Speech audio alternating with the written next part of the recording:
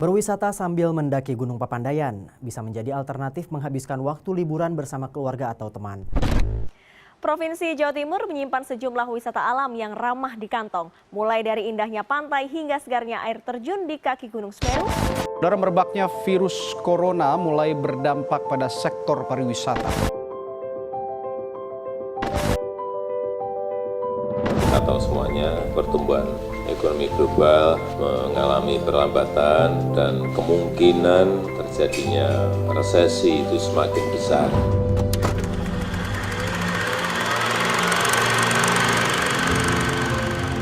Indonesia menghadapi pandemi COVID-19 mengharuskan pemerintah melakukan berbagai cara untuk mempertahankan negaranya. Saat ini, pemerintah menerapkan kebijakan new normal, yaitu di mana kita hidup di tengah-tengah wabah penyakit. Prihatin bukan? Dan saat ini pula, perekonomian Indonesia berada di bawah garis tali perekonomian. Miris bukan? Oleh sebab itu, masyarakat kerap kali menanyakan bagaimana cara pemerintah untuk menghentikan wabah ini dan memperbaiki perekonomian Indonesia tanpa memberikan solusi kepada pemerintah. Setidaknya kalian dapat menanyakan bagaimana pikiran elit pemerintah. Marilah bersama-sama membantu pemerintah untuk menyelesaikan masalah ini. Maka dari itu kami berkontribusi dengan bangga mempersembahkan karya kami yang berjudul Tinjauan Exit Tax guna menambah penerimaan negara dan perbaikan pariwisata Indonesia. Saya Siva Yukusmawardani. Saya Lustara Suryadi.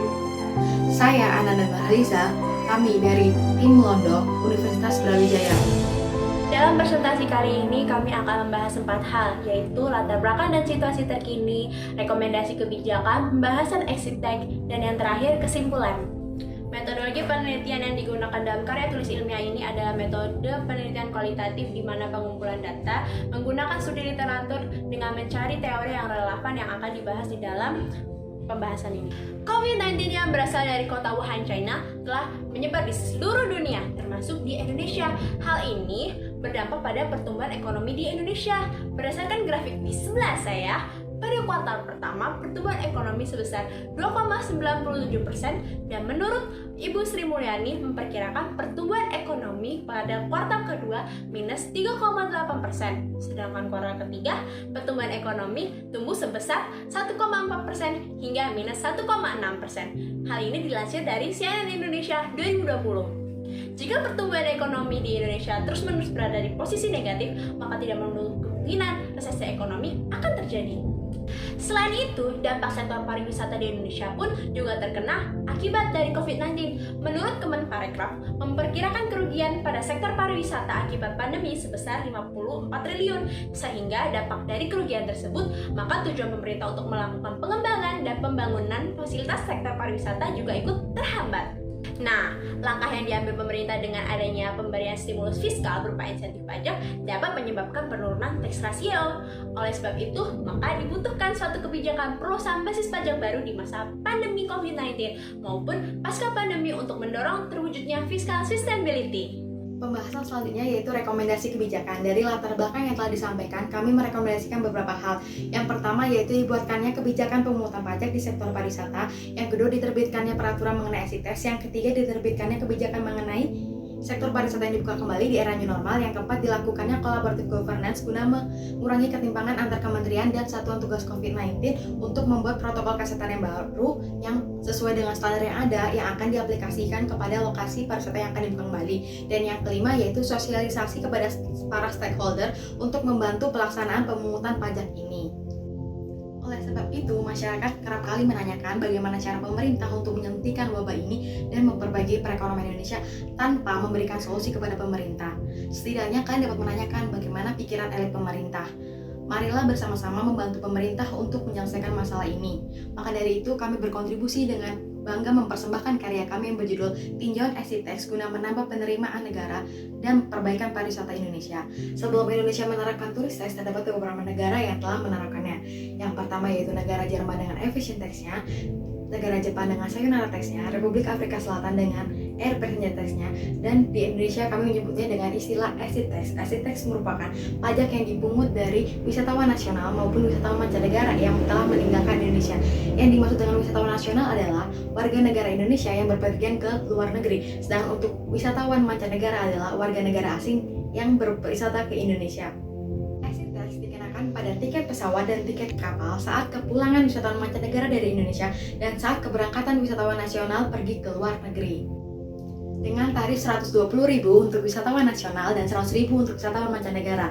Exit tax merupakan jenis pajak pusat. Alasan perbedaan tarif antara Wislas dan Wisman mempertimbangkan beberapa hal. Yang pertama yaitu untuk mendukung wisata dalam negeri guna meningkatkan wisatawan domestik. Yang kedua yaitu biaya hidup di Indonesia masuk ke urutan ke-12 termurah di dunia. Yang ketiga, kondisi infrastruktur pariwisata Indonesia yang masuk dalam urutan 40 dalam Global Rank. Dan yang terakhir adalah untuk bersaing dengan negara Asia yang sama-sama menerapkan turis tax. Prosedur pemungutan exit tax di Indonesia, di mana prosedur ini bertujuan untuk sebagai petunjuk dan untuk mengatasi adanya penyimpangan. Yang pertama ada wisatawan mancanegara dan wisatawan Indonesia yang ingin pergi keluar Indonesia akan dikenakan tarif sebesar Rp100.000 dan Rp120.000. Yang kedua, pengenaan pajak exit tax ini akan termasuk di dalam tiket pesawat dan pelabuhan serta sudah dikenakan oleh PPN. Yang ketiga, maskapai pelayaran penerbangan ataupun agen resmi akan wajib melakukan adanya pelaporan 3M. Yang keempat, pelaporan SPT masa exit tax ini akan dilakukan setiap bulan di KPP ataupun KP2KP oleh wajib pajak terdaftar. Yang kelima, penerimaan ini termasuk ke dalam kas negara. Dan yang terakhir adalah hal-hal yang tidak dikenakan pada exit tax ini adalah adanya transit di bandara ataupun di pelabuhan, balita di bawah umur 2 tahun, dan yang terakhir adanya wisatawan yang kurang dari 24 jam di Indonesia. Selanjutnya, mari kita analisiskan penerimaan jika exit tax diterapkan di Indonesia. Pada tahun 2017, jumlah wisatawan mancanegara mencapai 14 juta pengunjung, pada tahun 2018 mencapai 15,8 juta pengunjung, pada tahun 2019 mencapai 14,9 juta pengunjung. Jika hal itu diterapkan, maka Indonesia akan mencapai penerimaan sebesar 1,490 triliun. Belum lagi wisatawan nasional, maka Indonesia akan mencapai penerimaan sebesar 1,182 triliun. Jika hal itu digabungkan, maka Indonesia akan mempunyai penerimaan sebesar 2,672 triliun. Pengalokasian penerimaan pajak exit tax, di mana pengalokasian paling sedikit 20% untuk pembangunan infrastruktur pariwisata dengan konsep earmarking tax. Contohnya untuk Danau Uter Papua Barat, di mana mendapat keluhan banyak sekali sarana dan prasarana yang kurang memadai. Contohnya jaringan listrik dan lampu penerangan. Dan sisanya lagi 80% untuk pemerintah untuk pembangunan perekonomian di Indonesia. Lalu penerimaan sebanyak 2,672 triliun dapat dikonversikan untuk apa saja sih? Satu, untuk membangun 1 buah bandara, untuk membangun jembatan sepanjang 7 km, membangun jalan raya, dan menurut Menteri Keuangan Sri Mulyani, 2 triliun dapat dikonversikan untuk membiayai 18.800 gaji guru dan membiayai 4,4 juta SD, 2,6 SMP, dan 2 juta untuk siswa SMA dalam 1 tahun. Takjub bukan? Selanjutnya, penerapan kebijakan exit tax tidak hanya pada masa di rumah saja. Menurut IMF atau International Monetary Fund, pada tahun 2021 Indonesia akan mengalami peningkatan perekonomian sebesar 8,2 juta, dan tentunya pada sektor pariwisata juga akan mengalami kenaikan. Hal ini akan berdampak pula pada penerapan exit tax di Indonesia. Nah, jadi kesimpulannya yang pertama adalah 1. Adanya stimulus fiskal yang berupa insentif pajak di tengah pandemi akan menyebabkan tax ratio di Indonesia menurun. Untuk itu, pemerintah harus membutuhkan inovasi baru dengan adanya perluasan basis pajak baru. Yang kedua, exit tax merupakan solusi dalam perluasan basis pajak baru. Nah, exit tax itu sendiri adalah pajak yang dikenakan pada wisatawan nasional dan wisatawan mancanegara saat meninggalkan negara Indonesia. Yang ketiga, penerimaan exit tax paling sedikit 20% dialokasikan untuk pemeliharaan infrastruktur pariwisata dengan konsep earmarking tax, dan sisanya akan dimasukkan ke dalam kas negara. Dan yang keempat, penerapan exit tax tidak hanya berlaku pada saat new normal.